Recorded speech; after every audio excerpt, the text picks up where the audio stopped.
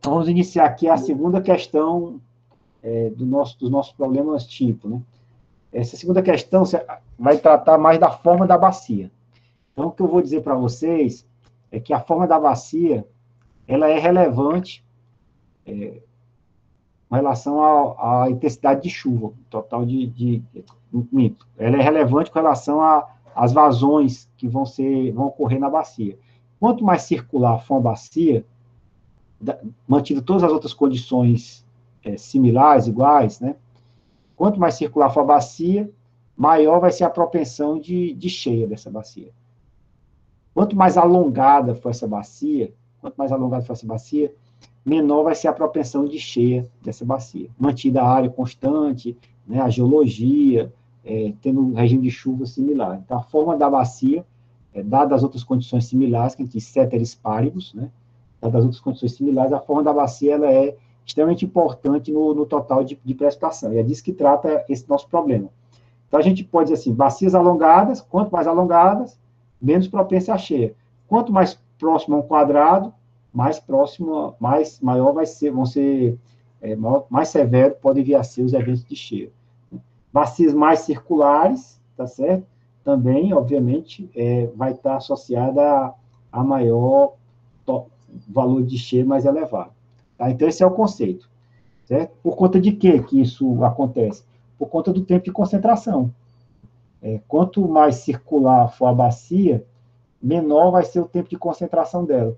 Essa mesma área aqui, se for muito alongada como essa outra aqui, o que vai acontecer? O tempo de concentração aqui foi muito maior, ela é mais esticada, então esse tempo aqui em que a água que precipitou aqui leva para chegar aqui no exutório é muito maior do que nessa bacia aqui do tipo mais circular. Tá? Então, como o tempo de concentração aqui é maior do que nesse outro caso, então essa aqui se torna mais propensa a cheia, e essa aqui menos propensa a cheia. Tá claro o conceito? Então, aí a questão toda agora é como é que a gente pode comparar as bacias. E esse é o exemplo. A gente podia tentar fazer uma comparação visual, mas isso seria muito ruim.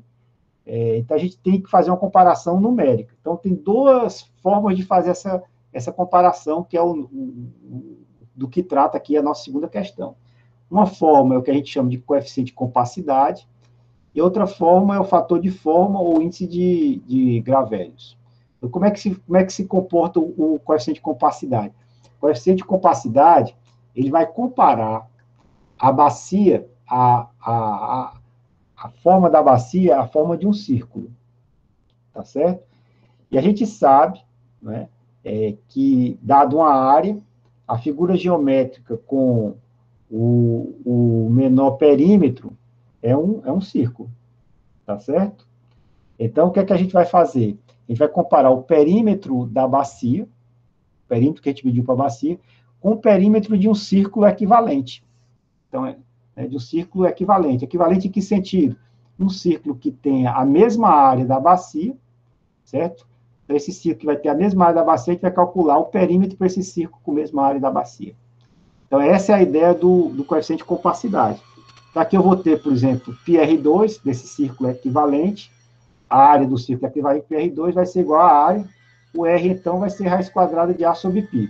Então, aqui a gente já sabe qual é o raio do círculo equivalente. Sabendo o raio do círculo equivalente, eu substituo aqui, eu vou ter o perímetro da bacia dividido por 2π, raiz de a sobre π, fica isso aqui, kc, perímetro, 2π raiz de a sobre π, aí 2π sobre raiz de π dá 0,28, p sobre raiz de a.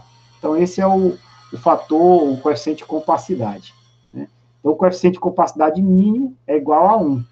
Ele corresponde a bacias circulares.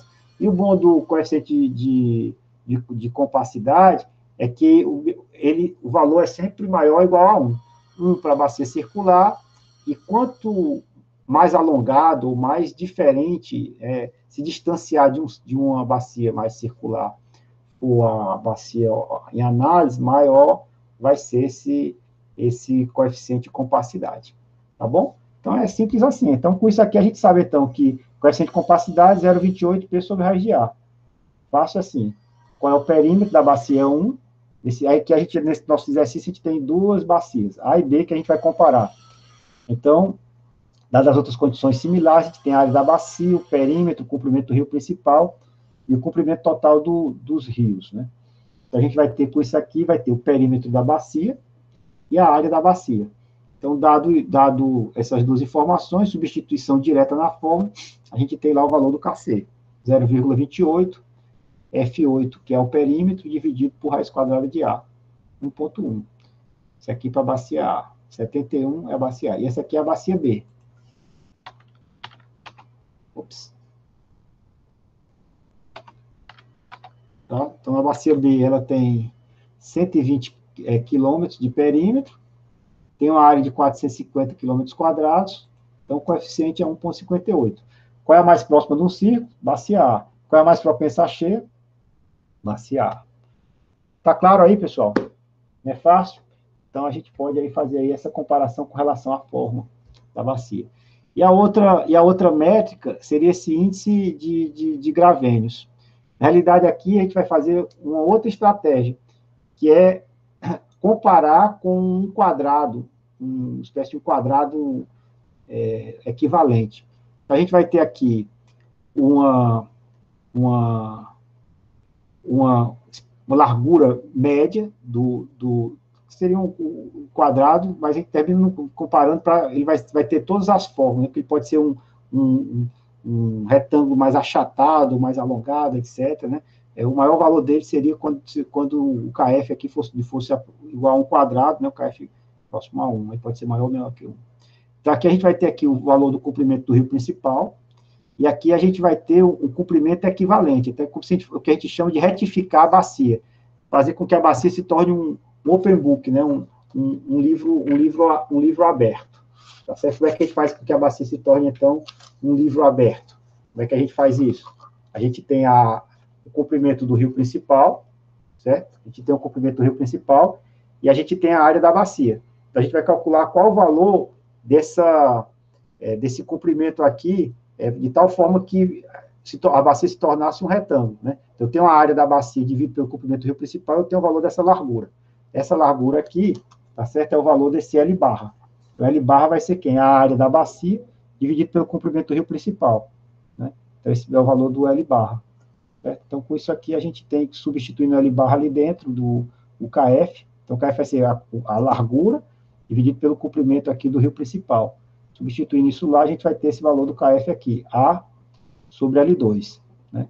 Então, baixos KFs, menor propensão a enchentes, etc.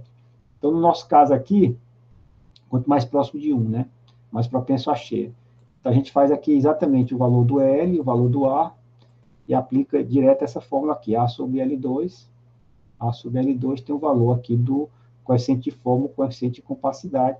Nesse caso, mais propenso a cheia também é a bacia A, porque esse valor é próximo ao mais próximo a 1. Tá bom? Pronto. Esse aqui é o segundo exercício, né? Desse nosso módulo de problemas tipos de bacia hidrográfica.